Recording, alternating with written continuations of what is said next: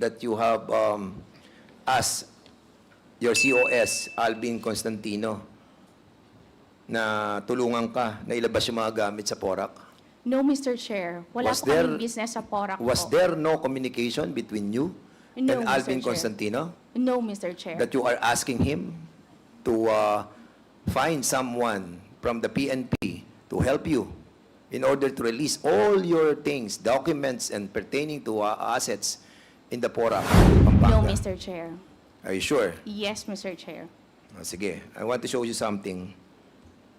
Can you show me figure 1, please? Ayan. Alvin,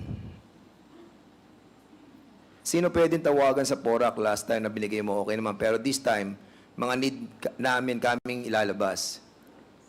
Hahanap po ako, ma'am. Then update ko po kayo.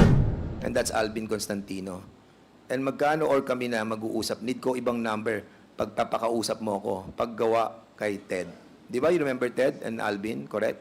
Yes, Mr. Chair. Mr. Copy, Chair. ma'am. Wait. I'm not done yet. I'm I'll sorry, give you time. Mr. Chair.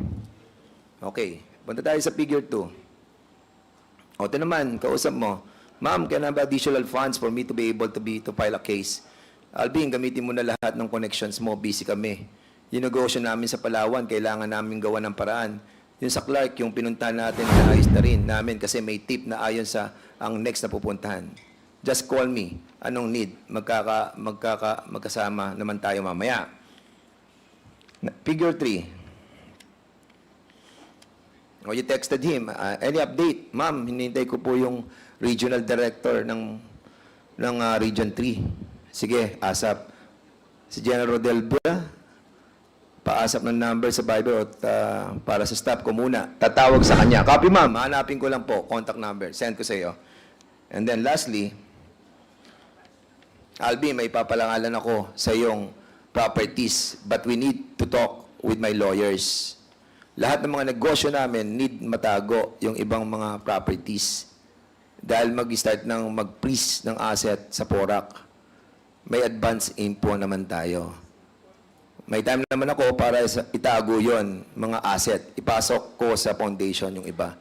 Yes, ma'am. Just tell me all the details later sa virtual meeting. You can use me and Ted for your properties. So, are you going to deny this? Of course, right? Mr. Chair, talagang i-deny ko po yan dahil wala pong katotohanan. So, ito yung ano mo, yung iyong Facebook? Messenger. Mr. Chair, bigyan Is ko that po kayo.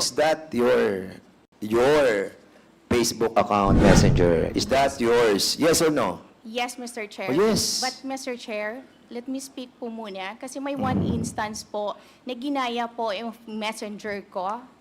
Ginamit ang pangalan ko. Yes po, that's true po. Nireklamo Nakita po mo yung namin yan sa profile pic Facebook. mo, Rose? Yes, Rose, Mr. ayun yung Chair. profile pic mo. Tama po yan. And all those in conversation with Alvin Constantino, that the same profile pic. Well, anyway, of course, you will deny it, correct? Dahil hindi po totoo yan, Mr. Okay, Chair. Mr. Chairman, will be inviting over Mr. Alvin Constantino and Mr. Ted Lazaro in the next hearing, and for us to find out the veracity of all of these. Well, allegation din naman to, ano, Rose. Yes, Mr. We have Chair. to find out the truthfulness, ano, of this allegation as well. And